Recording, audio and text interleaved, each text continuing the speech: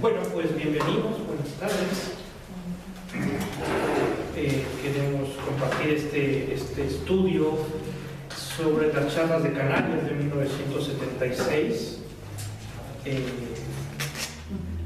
donde ya se exponen los fundamentos de mucho trabajo que conocemos posteriormente como apuntes de psicología, autoliberación, toda la creativa, esas cositas que hemos estado haciendo. Aquí están los fundamentos teóricos de la psicología. Es un tema bastante amplio que requiere mucha dedicación porque se puede profundizar mucho. Quisiéramos hacer una exposición más o menos de algunos puntos de vista. Si hubiera como preguntas, comentarios, si nos hacen favor de apuntarlos para un segundo momento y que podamos como no desviarnos del tema, porque realmente hay muchos temas de interés. Hay algunos temas que estamos tomando en esta exposición y hay otros que van a quedar de lado. Y esos de lado no quiere decir que no se traten, sino que los podemos ir viendo en otro momento de esta misma jornada.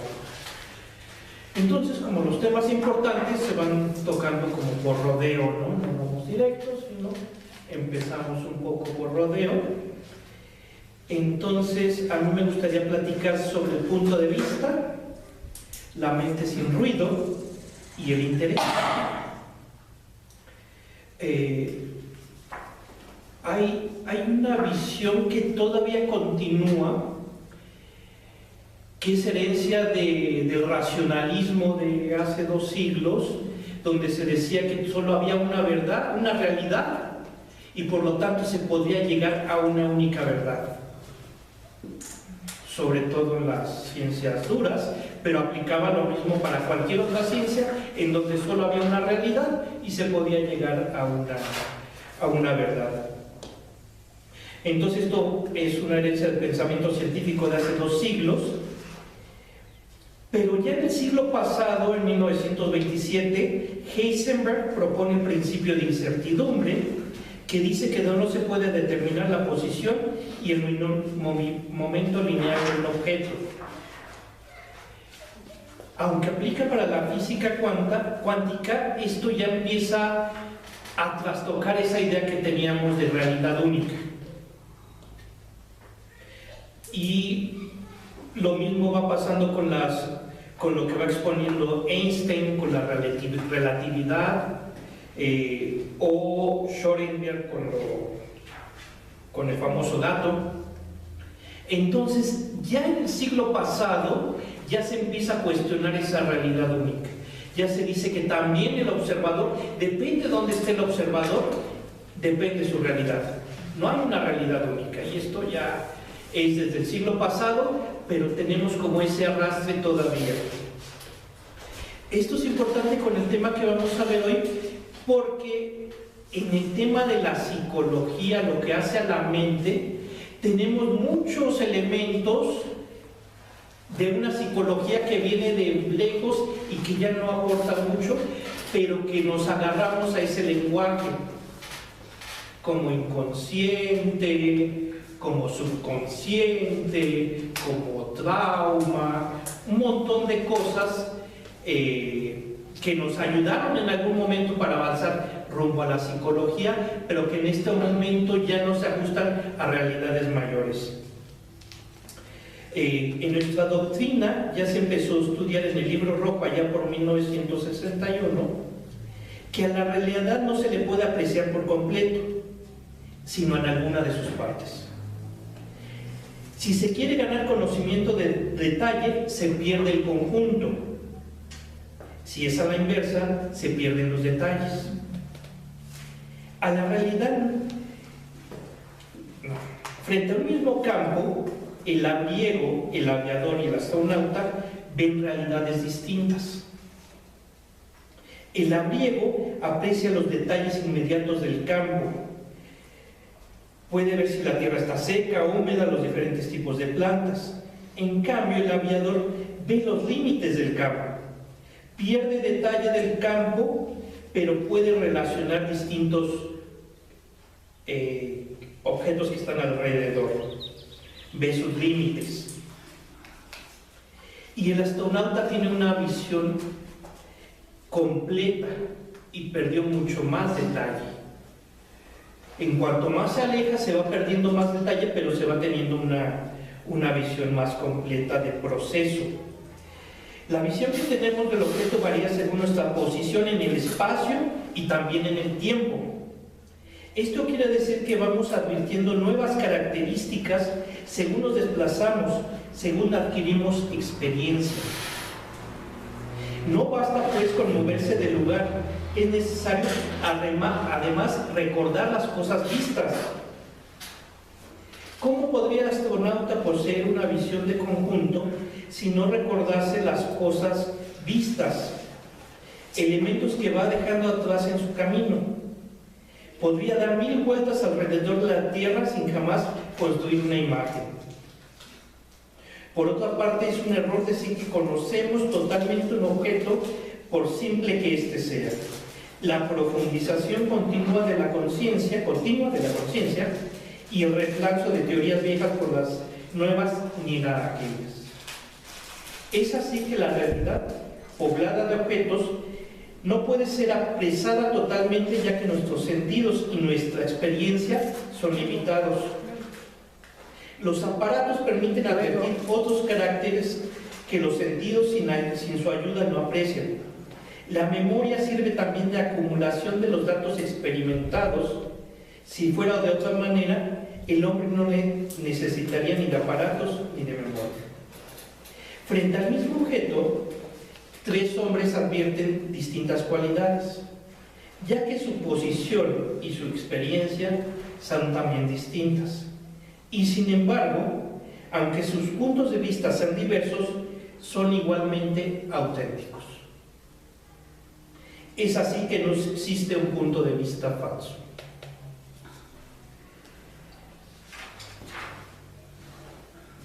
Pongamos como ejemplo, un poco tratando de facilitar, o a lo mejor complica más, un hecho como el encuentro de estos dos mundos, en donde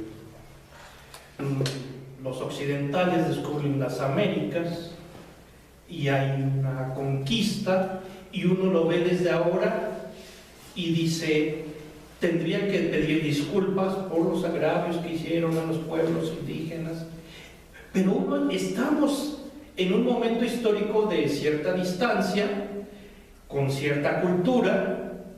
No es lo mismo lo que piensa un mexicano ahora que lo que piensa un español ahora. Son dos posiciones en el espacio y en el tiempo muy distintas. Pero aún en aquellos momentos no es lo mismo lo que pensaba un azteca que vivía en Tenochtitlan que un totonaca que vivía en Veracruz, sometido por los aztecas. Y que los aztecas vienen a cumplir cierta venganza o por algo se alían con los españoles.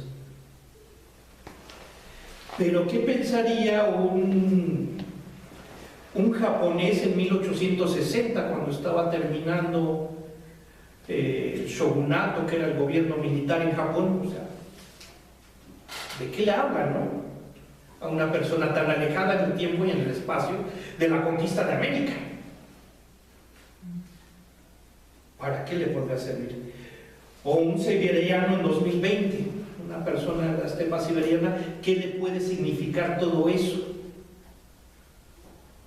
¿O qué podía pensar un futuro ser humano dentro de 1000 años en otro planeta sobre la conquista de España? Pues fue un dato más de 2 países ahí de la prehistoria.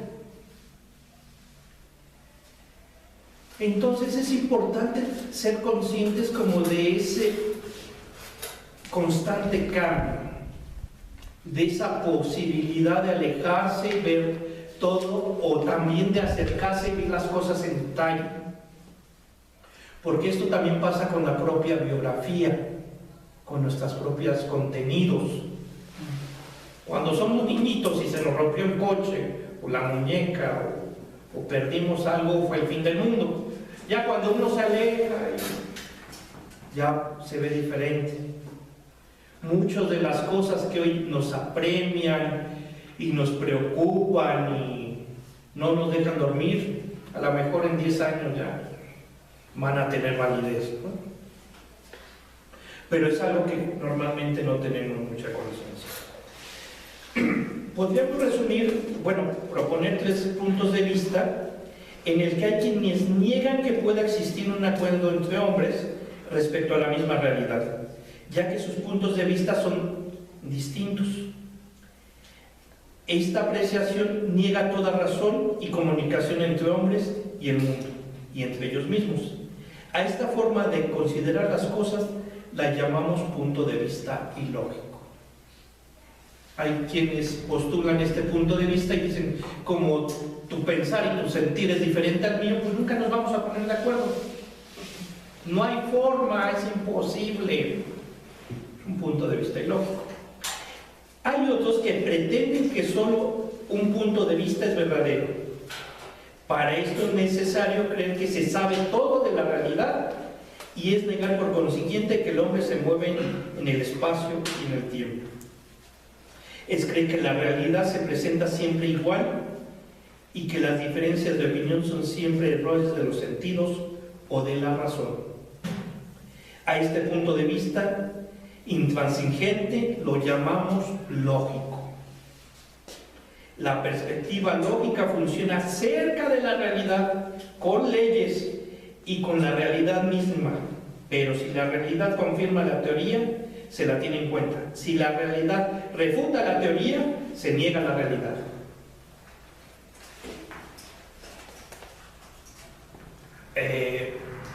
Si nos metemos a ciertas opiniones, en cierto intercambio de ideas, en algún momento hemos dicho o se nos ha dicho, es que es lógico, o sea, tiene que ser así. Hay una sola la realidad y es que es lógico que me enojara y es que es lógico que actuara así y es que es lógico que no sé qué tanta historia.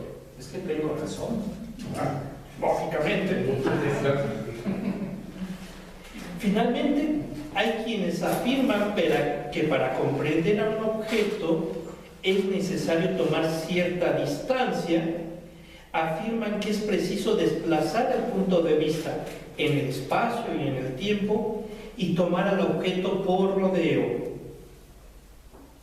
Hay que describir una espiral e ir acumulando los datos que se servirán para la comprensión. Aseguran que tanto el punto de vista lógico como el ilógico y el suyo propio son expresiones de distintos momentos históricos por los que va pasando el hombre a medida que su visión se amplía.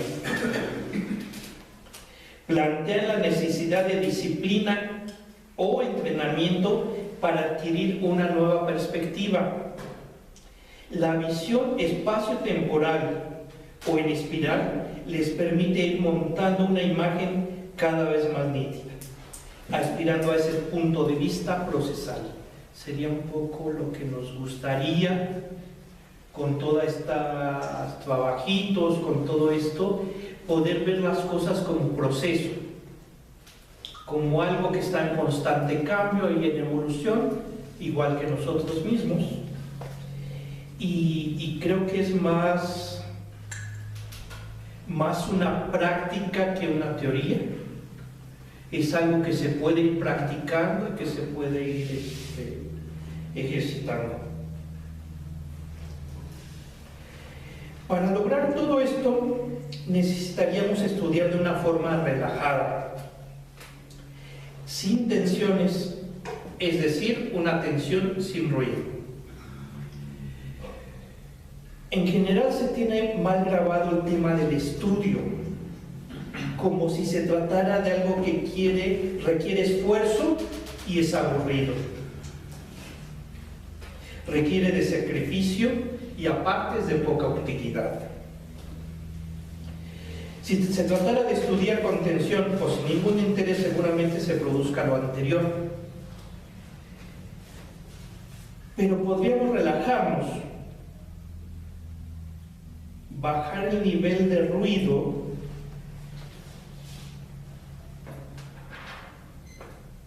una suerte de atención un poquito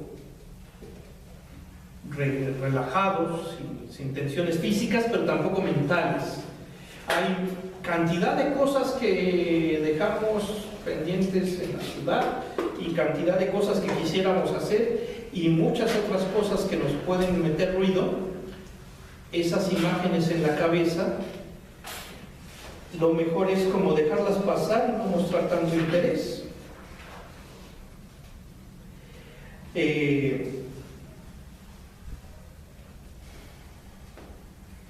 Todas esas cosas no tienen nada que ver con este trabajo, y dejar un espacio para la mente relajada pero atenta. También hay como un predialogal que dice que si nos relajamos, empezamos a divagar y no podemos estar atentos. Quisiéramos ir practicando esa forma atenta, despierta, en que podamos ir comprendiendo.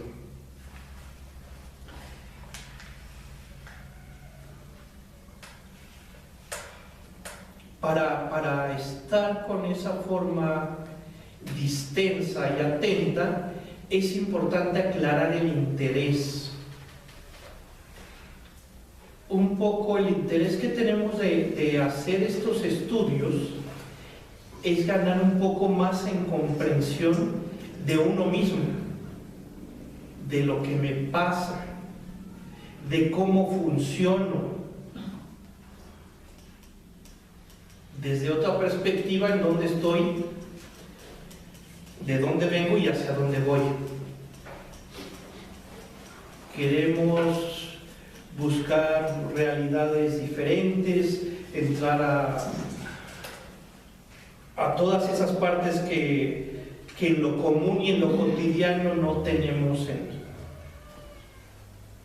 en nuestras vidas. Entonces, queremos ver cómo funcionamos, ganar en comprensión. Ya si alguien quiere hacer cambios, quiere tomar esto para ayudar a otros, para relacionarse mejor, será otro tema que será bienvenido, pero principalmente nos mueve como esa curiosidad, esas ganas de estudiar estos temas e ir avanzando. Quisiéramos que el conocimiento no sea como una vasija que se va llenando, en donde se van echando cosas, sino más como un fuego que se enciende e ilumina la conciencia. Por ahí vamos.